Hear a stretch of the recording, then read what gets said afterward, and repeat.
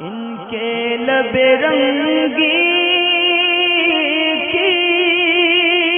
نچھاور تھی کہ جس نے کوئی فرق تو نہیں آئے گا. اور یہ فرما رہے ہیں کہ میرے چشمہ بھی لگا ہوا ہے، تو ایسی صورت میں چشمہ لگا کر نماز پڑھ سکتے ہیں، اتارنا پڑے گا. دیکھیں، سب سے پہلے نماز کو آنکھیں بند کر کے پڑھنے کے تعلق سے حکم یہ ہے کہ نماز کو آنکھیں بند کر کے پڑھنا یہ مکروہ ہے، اور یہ مکروہ تنزیہی ہے، لہٰذا اس میں نماز میں کوئی کراہت نہیں آئے گی. اگر کوئی شخص نماز میں آنکھیں بند کرتا ہے تو کوئی کراہت نہیں آئے گی. بہتر یہ ہے کہ نماز میں آنکھیں کھلی رکھے اور جہاں سجدہ کرتے ہیں اس جگہ پر نگاہ کو جما کے رکھے اور توجہ نماز میں رکھے، یہ اس کے لیے بہتر ہے. مگر بالفرض ایسا ہوتا ہے کہ اگر کسی شخص کا دھیان ہٹتا ہے نماز سے اور آنکھیں بند کرنے سے اس کی توجہ نماز میں مکمل آ جائے گی. مثلا یہ کہ کسی آئینے کے سامنے نماز پڑھ رہا ہے، اس کا دھیان جو ہے اپنی شکل کو دیکھنے میں دھیان نماز سے ہٹ جائے گا. یا پھر یہ کہ چھوٹے بچے قریب میں کھیل رہے ہیں یا ان کے سامان کھلونے وغیرہ رکھیں، اس میں دھیان اس کا نماز سے ہٹ کر اس دوسری طرف جاتا ہے، دھیان اس کا ہٹتا ہے. تو ایسی صورت میں اگر وہ شخص آنکھیں بند کرے گا تو ان سارے معاملات سے وہ بچ جائے گا اور اس کی توجہ نماز میں آ جائے گی. تو اس کو چاہیے پھر اس کے لیے آنکھیں بند کرنا نماز میں، یہ درست ہے، ٹھیک ہے، اور یہ پھر کراہت تنزیہی بھی اس سے انشاءاللہ تعالی جاتی رہے گی.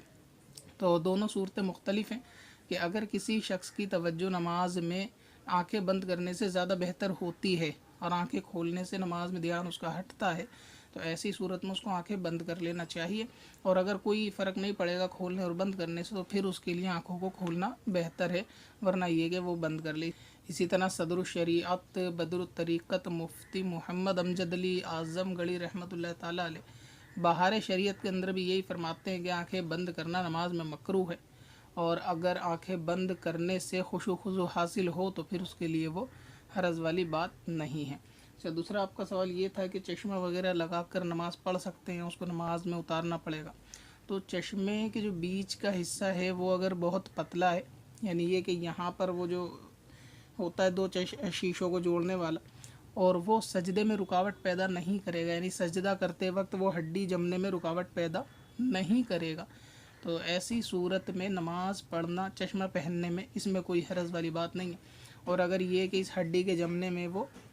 رکاوٹ پیدا کرے گا، چشمہ اڑے گا سجدہ کرتے وقت، تو پھر یہ نماز مکروہ تحریمی ہے، اور ہر وہ نماز جو کراہت تحریمی کے ساتھ ادا کی جائے اس کا لوٹانا واجب ہوتا ہے، لہٰذا پھر یہ نماز مکروہ تحریمی ہوگی اور آپ کو دہرانی پڑے گی، لہٰذا چشمہ اتار کر پھر نماز پڑھ سکتے ہیں. اور اگر آپ نے محسوس کیا کہ چشمہ پہننے کے بعد کوئی حرج نہیں ہوتا، آسانی سے سجدہ ہو جاتا ہے، تو پھر چشمہ لگا کر بھی آپ نماز پڑھ سکتے ہیں، سجدہ کر سکتے ہیں. اچھا، چشمے والی عبارت کے بارے میں بتا دوں کہ اس کا حوالہ دیکھنا چاہیں تو فقیہ ملت مفتی محمد جلال الدین امجدی رحمۃ اللہ تعالی علیہ نے فتاوی فیض الرسول میں یہ لکھا ہے، اور حوالہ ویڈیو کے ایڈیٹنگ میں کہیں سائڈ میں آپ کو چلتا ہوا دکھ جائے گا،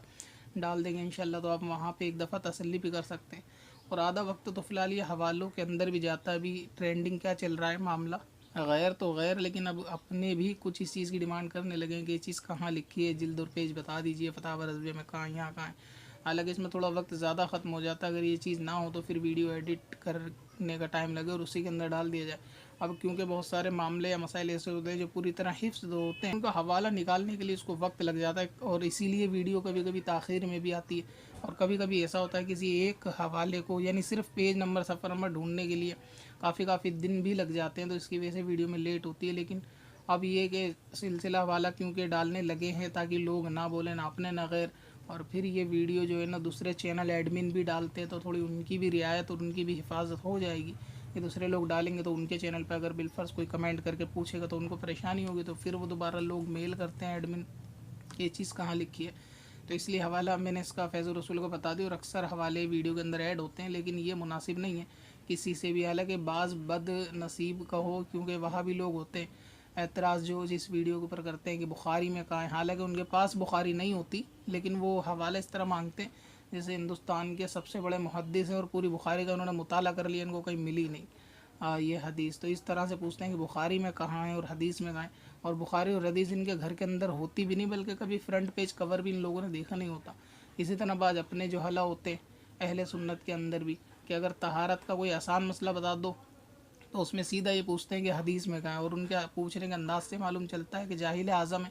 کہ ان کو بھی طہارت بھی استنجے کا بھی صحیح طریقہ معلوم نہیں ہے، اور جو مسئلہ بتایا جاتا ہے بالکل درست ہوتا ہے، لیکن حدیث میں کہاں اس طرح پوچھتے ہیں جیسے سارے حدیث سے گھر کے اندر یہ لوگ گڑ کے بیٹھے ہیں۔ خیر کوئی بات نہیں ہے، انشاءاللہ تعالی جتنے ممکن ہو سکے گا حوالے وغیرہ اس کے اندر ویڈیو میں ایڈ ہو جاتے ہیں، دوسرے ایڈمن اور چینل کی اس میں رعایت ہو جاتی ہے کہ جب وہ لوگ اپلوڈ کرتے ہیں تو ان کے لیے آسانی ہو جاتی ہے، تو ان کو کوئی جواب دہی پھر مشکل نہیں ہوتی۔ پتھر میں حسن لالے پرنوار